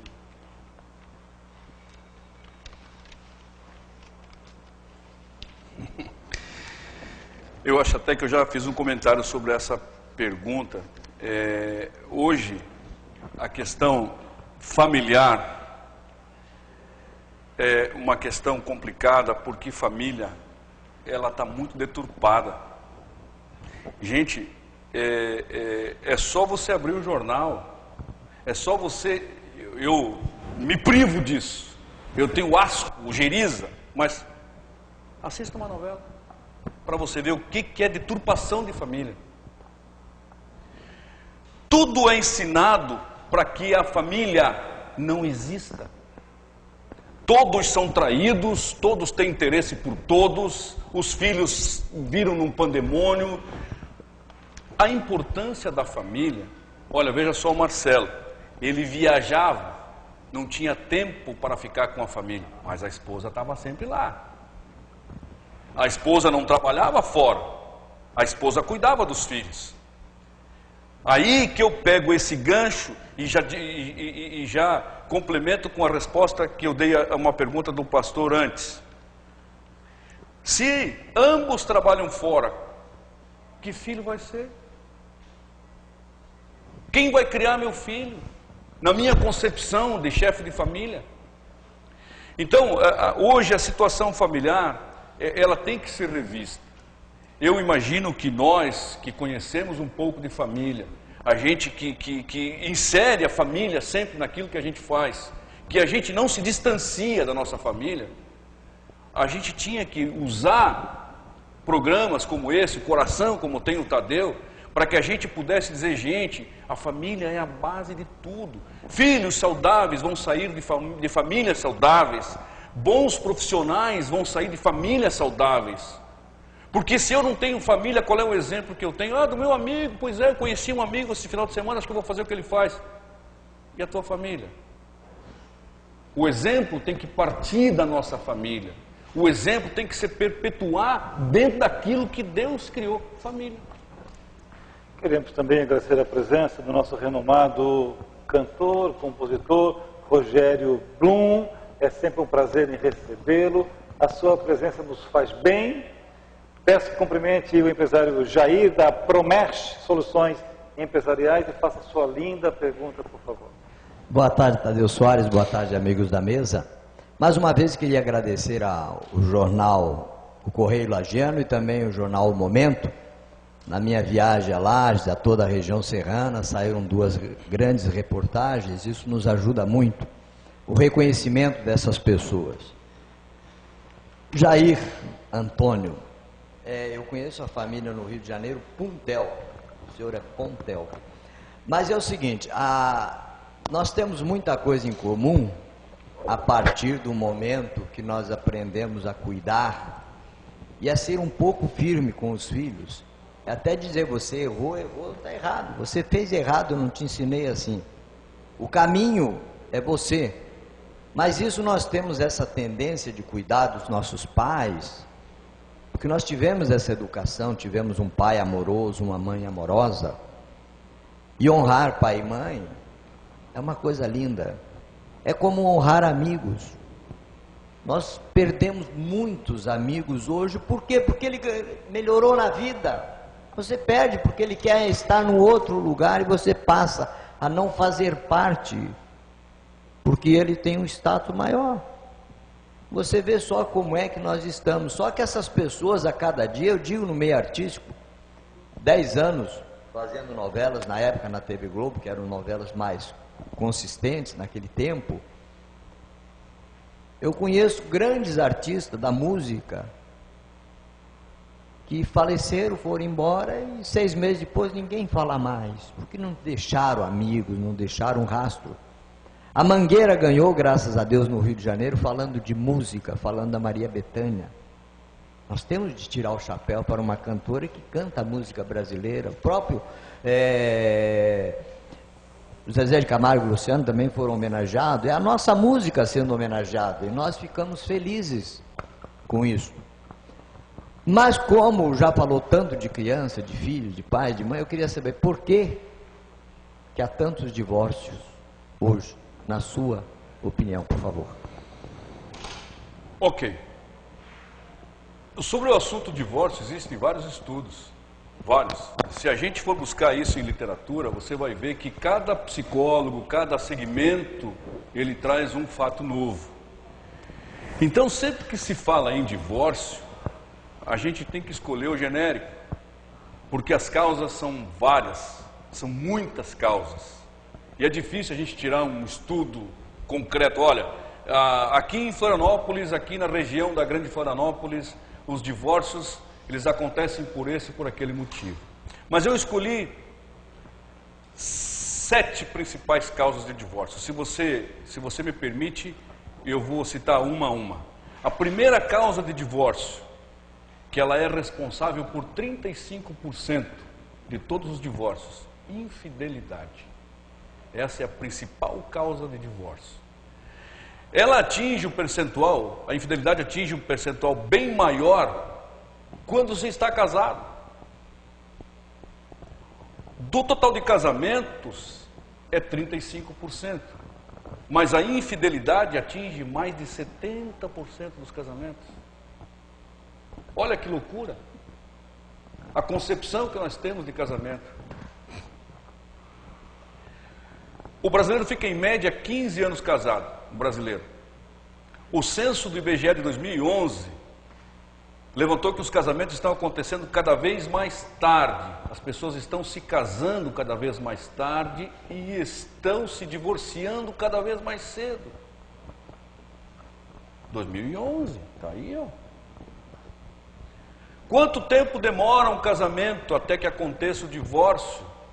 Entre 5 e 9 anos de casamento acontecem 20,8% dos divórcios. Veja, 5 e 9 anos. Dia 9 de fevereiro agora, eu e a minha esposa completamos 26 anos de casado. Mas entre namoro, noivado e casamentos, a gente se conhece há 34 anos. Poxa, será que só isso não é um motivo para você embasar um casamento? Eu vou estragar tudo por causa de uma infidelidade? Eu vou colocar minha família onde? A hora que eu tiver que explicar para o meu filho que, não, pois é, filho, o pai teve que pular. Como que eu vou falar isso para ele? Como que eu vou falar para minha filha? Que casamento que eu estou preparando para eles? Então isso tudo é motivo da nossa própria consciência.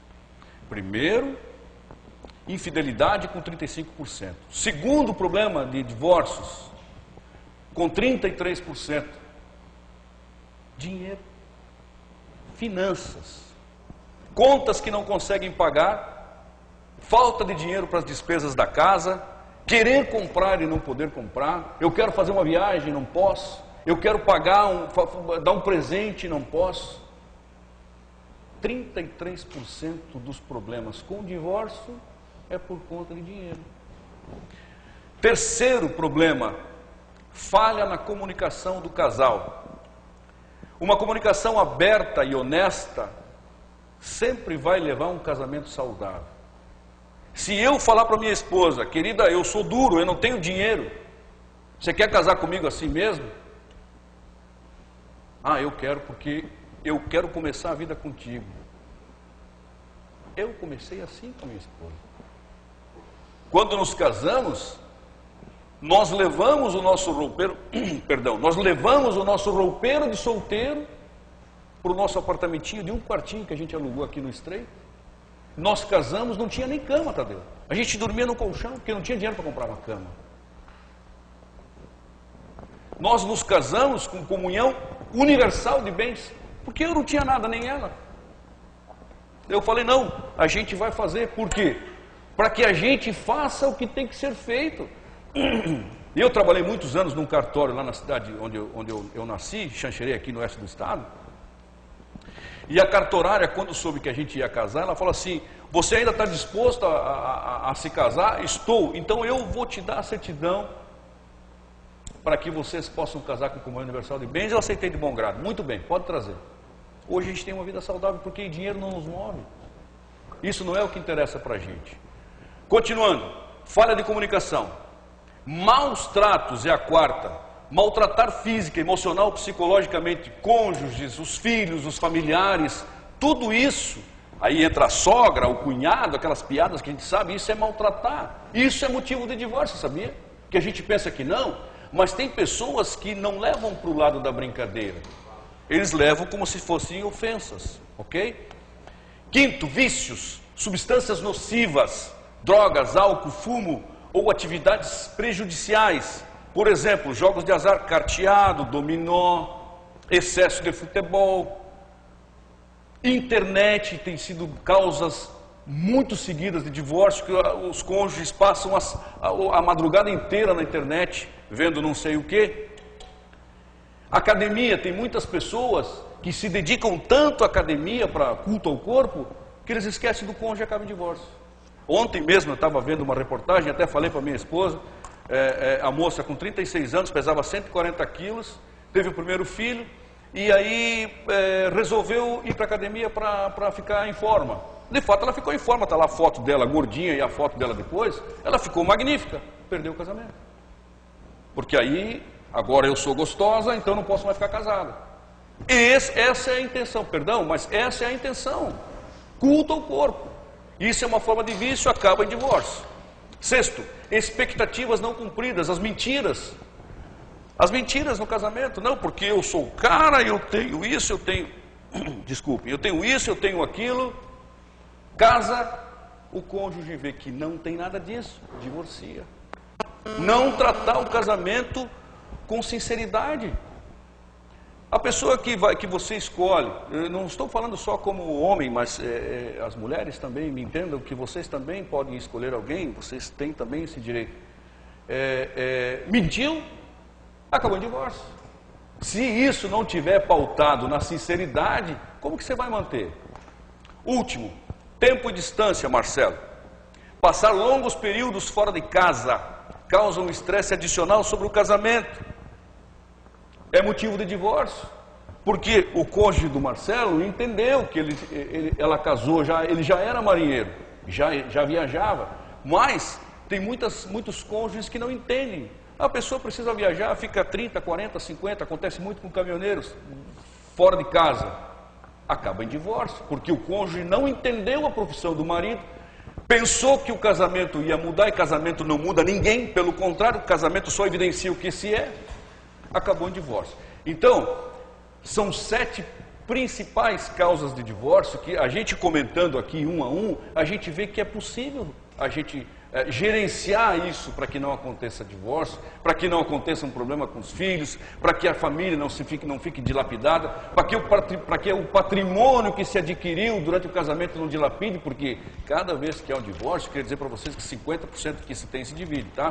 Então imagina, 4 divórcios, o cara ficou duro, porque 50, 25. Ok?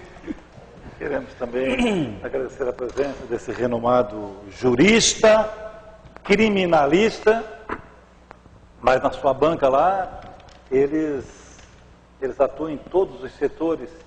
Ele também já foi delegado de polícia, não sei se já foi senador, também não sei, mas eu tenho certeza que ele foi graduado em educação. Estou falando do doutor Avanice daqui em Santana. Eu peço que ele cumprimente o nosso convidado central, que ele dê 3 passinhos até a frente, recebendo os aplausos!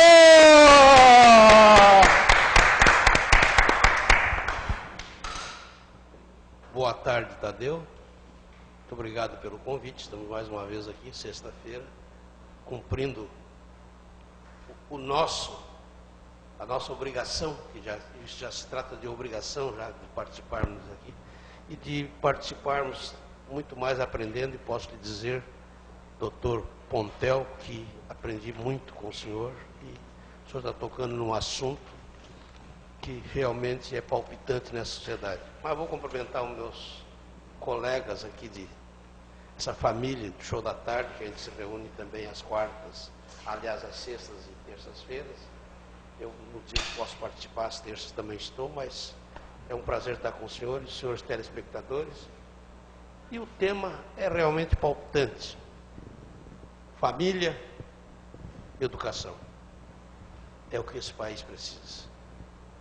E realmente, os senhores deixam, você mais uma vez repetitivo, porque muitas vezes fiz a citação do nosso grande pedagogo, Kant, que já dizia que a educação de um filho começa 20 anos antes dele nascer. Isso quer dizer que está bem de entender que a educação de um filho começa com a educação dos pais. E nós sabemos que defender a família é a célula da sociedade. E essa célula, obviamente que dentro de certas condições, mesmo sendo, ela deve ter um núcleo, uma cabeça, pode ser o pai ou a mãe, mas deve ter um comando único, que o comando em duplicidade gera o problema que é o que está acontecendo hoje com a nossa família. O nosso núcleo familiar está passando, entrando num estágio cancerígeno, que o câncer realmente, as células se tornam doentes quando ela começa a ter 2 núcleos. Então nós, com uma família com 2 núcleos, com 2 comandos, realmente distorce. Mas tem uma coisa que me preocupa e eu gostaria muito de fazer, porque nós sabemos que educação começa com os pais, começa em casa. E educação segue o seu caminho na escola, que é complemento, porque ela tem que ser implementada, as suas bases solidificadas na família, e ter o seu segmento, uma educação integral seguindo-se com a escola em termos de complemento. E por essa situação eu coloco que nós sabemos, hábito se cria. Quando se falou aqui em espiritualidade, é um dos integrantes, um dos componentes da formação educacional. É um dos componentes. E nós temos que hábito também integra esse componente que se cria, que se desenvolve. Vícios. Pode deixar que nossos filhos, se estiverem na rua, adquirirão facilmente, sem problema nenhum. Aliás, aprendem muito fácil. Agora, hábitos, temos que implementá-los, temos que desenvolvê-los na forma educacional. E aí eu lhe pergunto, se eu colocar uma situação que, de certa forma, logicamente, que eu sou da década de 40 e aí vem, quer dizer, aonde o ato do trabalho se criava dentro da família e implementando o trabalho dentro da família, desenvolvendo o trabalho da família. E hoje nós vemos o nosso Ministério do Trabalho aí fazendo uma campanha desordenada e descontrolada com relação ao problema da exploração do trabalho infantil, tá? Onde, pelos meios de comunicação que se faz, os filhos já aprendem bem fácil que não tem obrigação de trabalhar, porque se trabalhar são explorados. Nós vimos uma reportagem que me causou náusea, foi uma situação de pais aí aqui acho que é SEASA, aqui de São José, que os filhos ajudavam a colocar as caixas com frutas, e a televisão foi lá e fez uma cobertura, assim, como se estivesse resolvendo um problema, e como se criar hábito do trabalho que não seja desenvolvendo atividades laboral. Essa é a questão que eu coloco. Muito obrigado, doutor. De fato, o senhor tocou numa ferida, porque é muito complicada essa situação em que a gente coloca o trabalho infantil. Doutor, eu posso dizer para o senhor que nós, como pais, não podemos desconsiderar o trabalho infantil, o trabalho de uma criança. Como assim? Você é a favor do trabalho escravo? Não, não. Porque eu, quando criança, eu e os meus irmãos, meu pai tinha uma pequena fábrica de móveis e nós trabalhávamos com ele. Todos nós tínhamos os nossos afazeres, todos nós fazíamos o que tinha que ser feito, não éramos remunerados por isso, porque nós estávamos na família. E eu não vou desconsiderar o trabalho dos meus filhos de arrumarem o seu quarto, de arrumarem essas coisas, de manterem o seu material escolar em ordem, de ajudar em lavar e secar uma louça, de arrumar o banheiro depois do banho. Jamais vou desconsiderar o trabalho de uma criança, nesse sentido. Eu acho que isso até, com todo respeito às autoridades, é até uma questão de ignorância. Por quê? Se eu estou ajudando meu pai em casa, como é o caso que o senhor citou aí, da caixa de frutas e verduras na SEASA, o pai não vai dar um caminhão para ele levantar. O pai vai dar um trabalho que ele consegue fazer, o pai sabe o que está fazendo. Agora, os órgãos responsáveis pelos trabalhos infantis, que são considerados escravos, ir lá e dizerem para o pai: pai, você está fazendo do seu filho um trabalhador escravo, porque está ajudando o pai? Poxa, eu não concordo com isso. Aliás, ele está ajudando a deturpar ainda mais a nossa sociedade, porque ele pode ajudar o seu pai. Deixa eu abrir um parênteses que eu lembrei agora. A minha família tem 4 pessoas. Eu contador, minha esposa contadora, minha filha contadora, meu filho contador. Por que será? Por que, né? Chama eles aqui, pede se eu disse que era para eles serem contadores. Nunca falei nada. Filhos, a vida é de vocês. Vocês façam da sua vida profissional aquilo que vocês quiserem fazer. Agora, se vocês quiserem se espelhar no trabalho do pai, aqui está o nosso trabalho. Os 4 são contadores. Doutor, se eu tivesse sido pego pelos órgãos fiscalizadores, eu também estaria preso, porque é trabalho infantil. No entanto, todos estão trabalhando, todos têm a sua profissão, a sua remuneração, estão lá comigo, provavelmente vão continuar trabalhando, porque eu como pai, oferecia um trabalho enquanto eles eram crianças. A minha filha fazia trabalho de banco, ela fazia office girl. Ela ia no banco, buscava os malotinhos, trazia para nós. Trabalho infantil, escravo. Porque ela tinha 12, 13 anos. Quando fazia isso para a gente. Eu não ia dar um saco cheio de dinheiro para levar no banco. Não, um trabalho normal de qualquer pessoa. Então o que eu penso com isso? A gente obrigar a criança a fazer aquilo que ela não quer fazer, sim, sou contra. Eu dar um trabalho acima das possibilidades da minha criança fazer, eu sou contra, doutor. Agora, eu ensinar um ofício à minha criança, eu dizer para a minha criança que ela tem que ser organizada e cuidar das suas coisas, aprender a lavar o carro. Ah, isso é trabalho infantil? Por quê? O carro é da família, a família toda usa.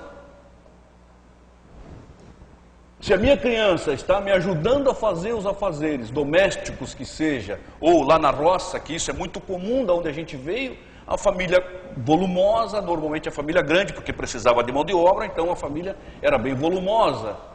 Se os caras fossem lá buscar, nos dias de hoje, as crianças que trabalham na roça, o que é que iriam fazer? Não, a criança não pode fazer nada, não pode ir lá catar o ovo da galinha, porque isso é um trabalho escravo. Ah, me poupe. Eu acho que a gente tem que ajudar a criança a ser um adulto profissionalmente resolvido. Agora, eu não posso obrigar a criança a fazer aquilo que ela não quer, ou carregar algum peso, alguma coisa que seja traumático, que venha prejudicá-la psicologicamente, que venha ofendê-la. Isso não. Mas desconsiderar o trabalho da criança, sou contra. Todos nós vamos ficar de pé, inclusive o nosso convidado central, é o Show da Tarde, ao vivo, mais uma mesa redonda pela Premier TV. O nosso convidado central agora vai ter 2 minutos para fazer uma avaliação das perguntas que vocês realizaram. Eu convido que ele vá até a frente, por favor, recebendo os aplausos. 2 minutos. Gente, muito obrigado. Eu imagino que são com essas atitudes simples, porque aqui ninguém é graduando nisso, ninguém é formado nisso, mas todos, se não temos, teremos uma família. E essa situação é uma situação que a gente pode expor aquilo que nós somos, mostrar para quem nos assiste que ter uma família não é nada complicado, muito pelo contrário, é só uma questão humanitária, é uma questão da gente saber o que está fazendo enquanto pai e mãe. Eu imagino que a gente deva sempre levar em consideração o que a Bíblia nos diz.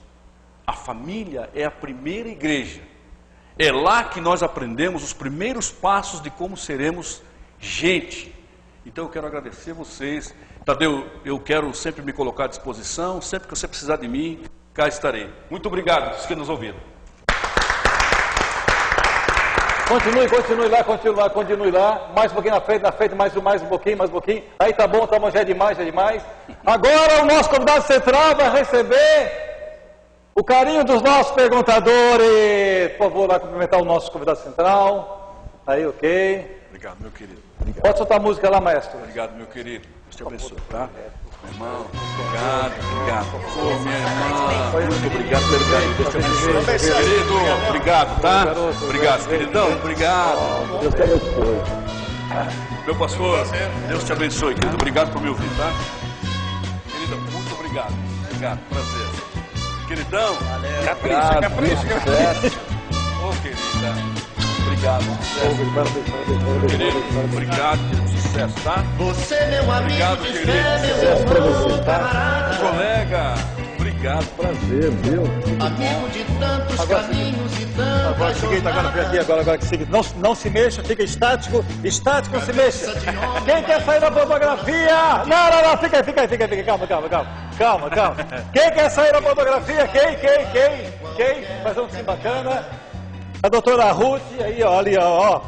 Pela primeira vez ela vai ficar ao lado do concorrente. Doutora Edilete, ali, por favor, ali, como por favor. se fosse uma guerra, doutora Ruth. Sandrinha aqui, Sandrinha. Ó, falta uma fera aí. Falta alguém aí. O Manuel é Marcos, né? aqui, Max, aqui, por favor, aqui, aí, capricha. Seguinte, ó, quem pede, recebe, pedir, se recebesse. Capricha na foto, capricha aí. Capa do jornal, fique esperto. Certinho. Agora é o seguinte, ó. Pode sentar lá, pode sentar. Doutora Ruth, pode sentar, doutora Ruth. Doutor Zé, pode sentar, por favor. Sandrinha, leva ele para a poltrona com aquela categoria aí. Olha lá a categoria. Tira de outra mão. Vamos aplaudi-lo! Muito obrigado.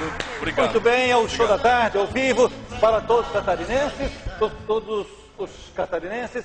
Agora é o momento que se o nosso convidado central desejar utilizar a sua fala, ele vai ter essa honraria, ele vai ter essa oportunidade. Portanto, vamos aplaudir o nosso presidente, doutor Valdir Vitório!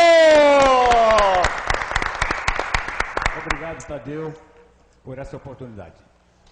Jair, você está de parabéns pela postura, né? E as colocações que você nos deu a respeito da família. É o que mais você quer, nós queremos. Eu hoje, como pai, com 71 anos de idade, me orgulho de estar aqui nesse programa participando, porque vocês sabem que este programa é só um aprendizado e eu quero aprender mais. Eu quero estar com meus 100 anos aqui no programa Show da Tarde, aprendendo com esses magníficos amigos que só nos dão para nós um orgulho. E nos orgulha muito quando o programa Show da Tarde traz pessoas igual a você, Jair, que é um exemplo de vida, um exemplo de pai e um exemplo de família. Muito obrigado, Jair, pela tua presença aqui no programa Show da Tarde. E nós gostaríamos, Jair, de formularmos uma pergunta a você. Você se sentiu ofendido ou constrangido por algumas perguntas formuladas pelos nossos convidados? Não, senhor, de forma alguma.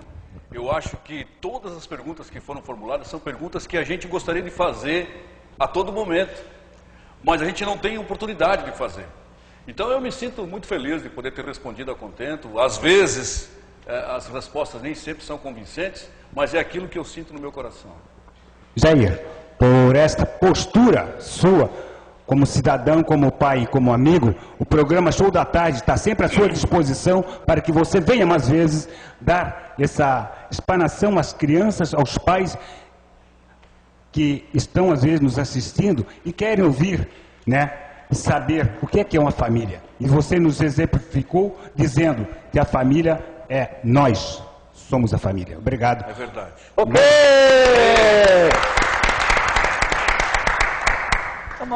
A nossa produtora, onde é que está a nossa produtora? O que é que eu faço agora?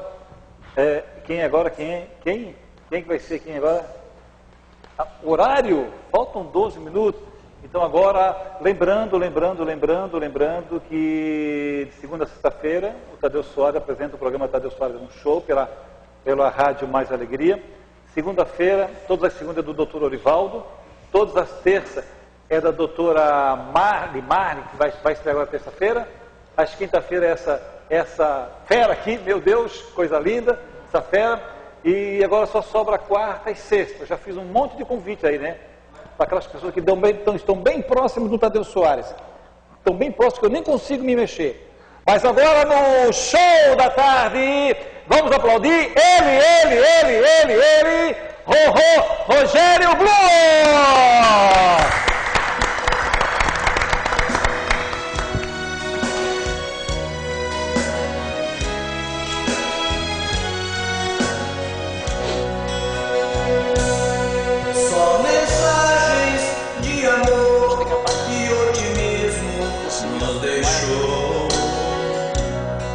Pelos simples e humildes, muito ele trabalhou.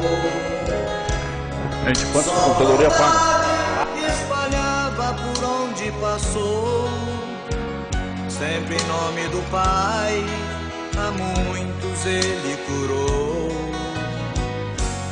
O pão e o vinho Jesus teve que aumentar, para a fome daquele povo saciar. Suas mensagens que não param de chegar. Hoje eu consigo o seu Evangelho estudar. Jesus, hoje quero lhe agradecer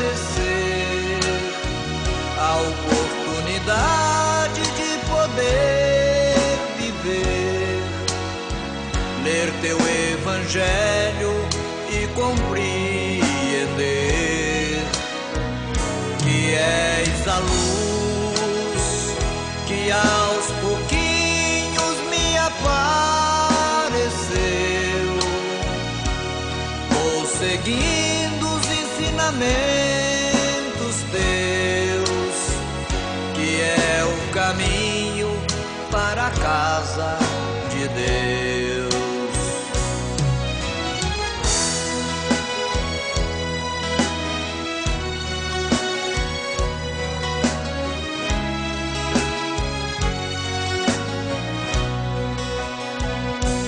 Lei do amor, lei do perdão e humildade, sem orgulho, ódio, vingança e vaidade. Trabalhar sempre e agir com honestidade. Uma palavra amiga também é uma caridade. A hora é esta, devemos seguir Jesus. Ele é o caminho que ao Pai nos conduz. De tanto amor por nós sofreu na cruz, mas nos espera cheio de amor com muita luz. Jesus, hoje quero lhe agradecer a oportunidade de poder viver, ler teu Evangelho e compreender que és a luz que aos pouquinhos me apareceu. Vou seguindo os ensinamentos teus, que é o caminho para a casa de Deus. Sério Glum no show da tarde. Que prazer em recebê-lo. Da mesma forma, Tadeu, boa tarde, obrigado pelo convite, obrigado pela família hoje, pela família brasileira sendo colocada. Eu estou há 33 anos casados, então eu me sinto bem, também pai de 3 filhos, com 4 netos, agradeço. Calma, não aperta minha mão já, calma. Agora você sempre nos surpreendendo. E quem é você? Rogério Blum. Rogério Blum! E vem aí os 10 mandamentos do amor.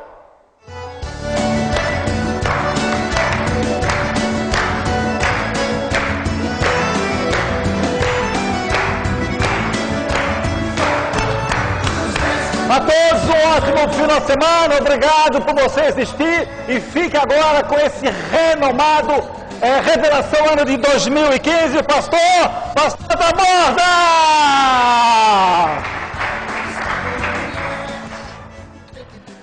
Ok, muito boa tarde. Eu creio que ouvimos uma palestra muito interessante. Hoje à tarde a nossa discussão foi muito própria. Eu sou pastor há 34 anos, acho que é isso. E a missão de um pastor é anunciar a fé em Jesus Cristo. A única condição para o homem ser salvo. O grande problema, como até foi dito no programa aqui, o grande problema hoje da humanidade é a religião. A religião afasta as pessoas de Deus. E nós temos muitas religiões esquisitas, inclusive, e outras até matam gente, se matam, fazem pactos, tudo em nome de uma religião. E Jesus Cristo disse, na casa de meu pai há muitas moradas. Se assim não fosse, eu vos teria dito, eu vou preparar-vos lugar. Não se turbe o vosso coração, não se atemorize, crede em Deus e crede também em mim. O que pode salvar o homem é crer em Jesus. Então a fé. Só que hoje a fé está muito abalada, justamente pelo movimento escandaloso das religiões, né? E de alguns líderes religiosos que usam o nome de Deus para fazerem coisas quando Deus não tem nada a ver com aquilo que está acontecendo. Isso tem semeado uma onda de possibilidades de incredulidade. A pessoa tem uma dificuldade para crer por causa das confusões que são feitas em nome de Deus, quando não tem nada a ver com Deus. Não era muito o caso do Tomé, que todo mundo chama de o apóstolo duvidoso, né? Porque é chamado de Dídimo, aquele que duvida, né? O Tomé, quando contaram para ele, olha, Jesus ressuscitou,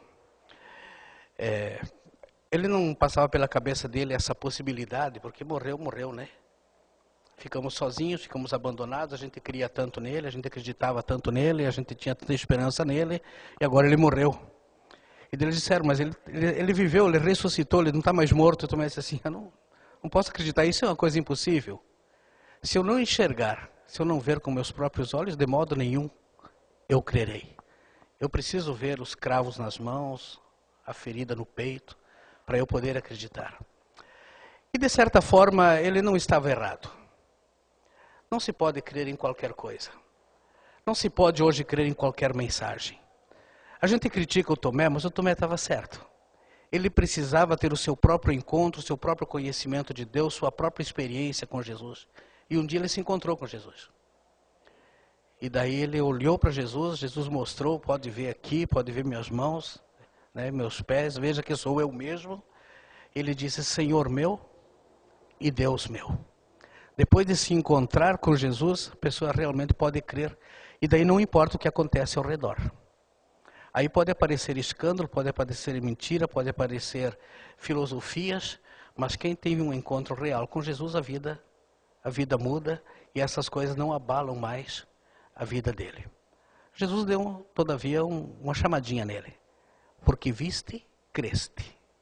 Bem-aventurado aqueles que não viram e creram. A fé é muito necessária para a vida. Eu fico admirado como as pessoas têm dificuldade muito grande de crer em Deus. Elas querem qualquer coisa. Eu encontrei um médico que ele me criticou pelo fato de eu crer em Deus, eu falar em Jesus, falar do amor de Jesus. Ele disse que eu era um ignorante e que a igreja colocava esse senso de ignorância, essa cegueira que não permite que as pessoas vejam a vida de uma forma adequada e que isso era coisa de gente atrasada. Ele não queria saber nem quem eu era, nem a formação que eu tinha, nada. Ele me considerou porque eu era, segundo ele, um religioso, um crente em Jesus Cristo. No entanto, quando ele abriu a gavetinha para me dar o recibo, eu vi na gavetinha dele uma ferradura e um pé de coelho.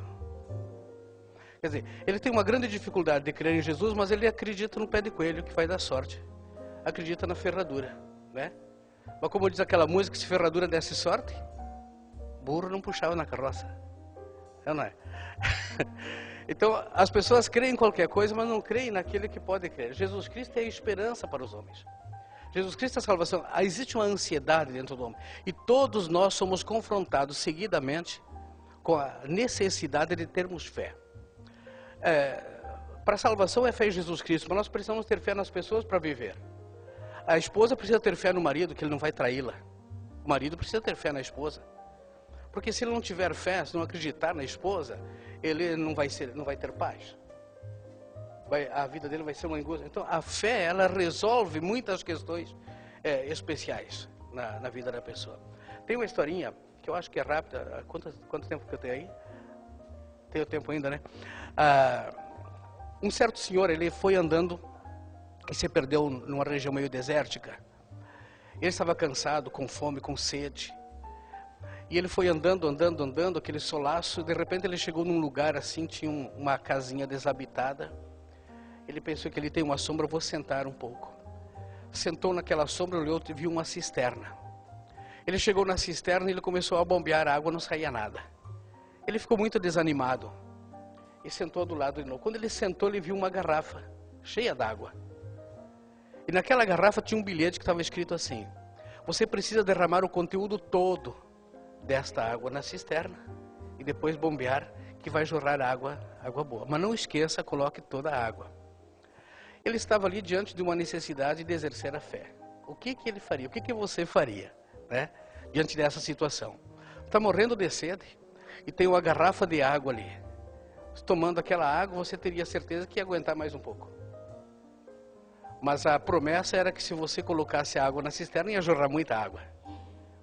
A pessoa precisava tomar... Todos nós chegamos num momento que precisamos tomar uma decisão. Ou a gente crê ou não crê. Ou você crê naquilo que está sendo dito ou você não crê.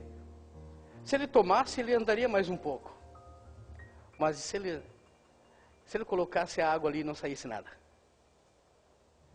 A fé, ela tem um preço, ela custa caro. Ela precisa você arriscar. A fé é justamente isso, é você dar um passo. O Neymar de Barros, um poeta católico, ele disse assim: a fé é um salto no escuro para os braços de Deus. Quem não tem fé não salta. E quem não salta não pode ser abraçado. Né? Eu achei muito interessante essa... conheceu, né? Uma pessoa precisa crer, e crer é realmente se entregar, é colocar a sua vida. O homem ficou ali. Todos nós temos essa ansiedade dentro de nós. Mesmo aqueles que não creem, que dizem assim, um cara me disse assim, eu não creio em nada, pastor. Eu não posso crer em nada que eu não consigo ver que é real, não pode ser provado que existe. Mas Jesus pode ser provado que existe. Deus pode ser provado que existe. Eu não tenho tempo para provar isso aqui. Mas se vocês quiserem fazer uma mesa redonda e começar a fazer perguntas, eu trago muitas provas da existência de Deus e de Jesus para nós conversarmos. Deus não é uma invenção. Jesus não é uma invenção, ele é a realidade. E Jesus viveu e tem história a respeito de Jesus. Isso pode ser provado. Não é uma brincadeira, não é uma invenção da igreja. Mas nós precisamos colocar a nossa vida, essa ansiedade, a pessoa tem dentro de si. Uma ansiedade pelo eterno. Uma necessidade de algo que seja maior do que ele. O homem da minha história, ele bebeu a água. Aliás, ele colocou a água, né? Ele colocou e começou a bombear. No começo não saiu nada. Mas depois foi saindo um fio de água, foi saindo e de repente jorrou muita água. Né? E ele pôde beber água. E dizia lá no bilhete, amigo, acredite que funciona. Então, aliás, ele escreveu depois na garrafa.